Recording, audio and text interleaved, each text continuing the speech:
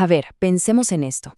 ¿Existirá algo así como una fórmula, una receta antigua, para armar un argumento tan pero tan perfecto que sea prácticamente imposible de refutar? Bueno, pues hoy vamos a meternos de lleno en el sistema de un filósofo indio que creía haberla encontrado, Dharmakirti. Esa es la gran pregunta, ¿no? O sea, ¿cómo se logra construir un argumento a prueba de todo? Uno que, paso a pasito, lleve a la otra persona a la misma conclusión que uno, de una forma que se sienta, pues, inevitable. Para encontrar una de las respuestas más fascinantes, tenemos que viajar en el tiempo.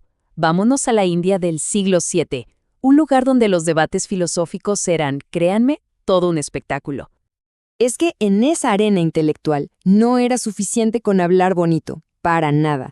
El objetivo era crear un argumento de acero, una cadena lógica tan pero tan sólida que el oponente simplemente no tuviera por dónde entrarle, ni una sola grieta. Y justo aquí es donde entra nuestro protagonista, Dharmakirti. Ojo, él no inventó la lógica india de la nada. Lo que hizo fue tomar el trabajo de su maestro, Dignaga, y lo perfeccionó hasta dejarlo brillante. Su obsesión era, básicamente, encontrar la anatomía del argumento ideal. Y todo el sistema de Dharmakirti se basa en un concepto central, una idea que le pone nombre y apellido a cómo se tiene que estructurar un argumento para que de verdad convenza a otros. El concepto se llama Pararthanumana. Ya sé, la palabra es complicadita. Pero la idea que tiene detrás es genial. No se trata solo de dar una opinión, ¿no? Se trata de construir lo que podríamos llamar un vehículo lógico.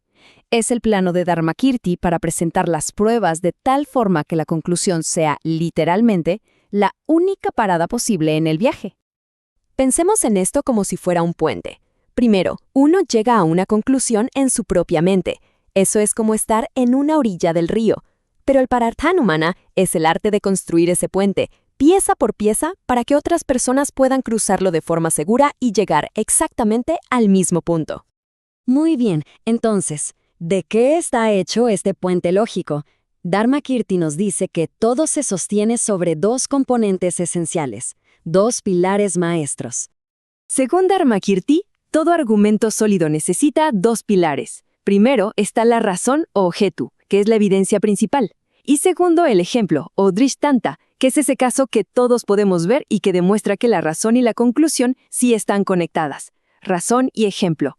Parece simple, ¿verdad? Y bueno, sobre estos dos pilares descansa la conclusión, que en este sistema se conoce como la tesis. Razón, ejemplo y tesis. Suena bastante sencillo, ¿a que sí? Pues aquí es donde la cosa se pone interesante y donde vemos la genialidad casi obsesiva de Dharmakirti. Porque para él, no cualquier afirmación podía ser una tesis, para nada. Antes de siquiera empezar a discutir, la tesis en sí misma tenía que pasar por un control de calidad súper estricto. Fíjense en esto. Primero, la tesis tiene que ser algo que la persona que argumenta de verdad quiera probar.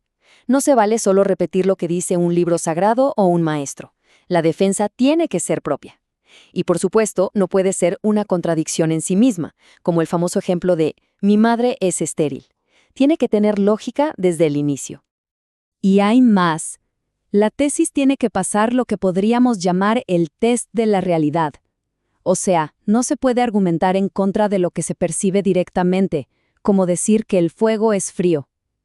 Tampoco puede chocar con otras conclusiones lógicas ya probadas, ni con la palabra de autoridades en el tema, y mucho menos con el simple y llano sentido común.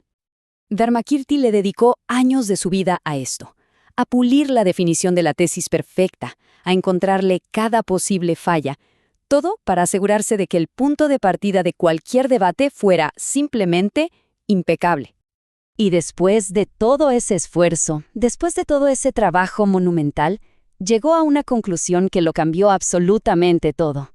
Se dio cuenta de que la tesis, en un argumento que es de verdad perfecto, es completamente innecesaria, o sea, sobra. Este es un giro de guión impresionante. A ver, ¿por qué alguien dedicaría tanto tiempo a perfeccionar algo solo para después tirarlo a la basura? ¿Por qué eliminar lo que se supone es la meta de todo el argumento? es que podemos ver cómo fue cambiando su pensamiento. Al principio, él creía que la tesis era opcional, como una ayudita. Después, maduró la idea y dijo, a ver, en realidad, está implícita. Si la razón y el ejemplo son buenos, la tesis sale sola. Pero en su última etapa, dio un paso todavía más radical. Y esta es la clave de todo. Para el Dharmakirti más experimentado, decir la tesis en voz alta se convirtió en un punto de derrota. Imagínense, o sea, era una señal de debilidad. Significaba que tu argumento no era lo suficientemente bueno para sostenerse solito. Era un error que te podía costar el debate. La lógica detrás de este cambio es de verdad una belleza. Si los dos pilares, la razón y el ejemplo, están construidos con una solidez perfecta, la conclusión no es algo que se tenga que decir, simplemente aparece. Se manifiesta por sí sola en la mente de quien escucha. Es exactamente como contar un chiste. Si el chiste es bueno, la gente se ríe, punto.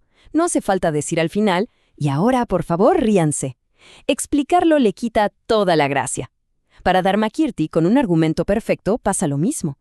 Explicar la conclusión no solo es redundante, es casi un insulto a la inteligencia de la otra persona.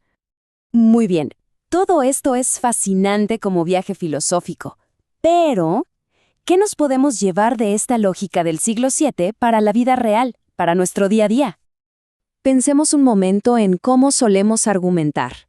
Normalmente empezamos con la conclusión y luego buscamos pruebas para defenderla. El método Dharmakirti es al revés. Se construye la razón y el ejemplo con tanto cuidado que la conclusión se vuelve obvia. La gran diferencia es que la audiencia la descubre, no se le impone. Y a ver, claro que en la vida diaria tenemos que decir nuestras conclusiones, pero la lección de Dharmakirti es un ejercicio brutal de honestidad intelectual.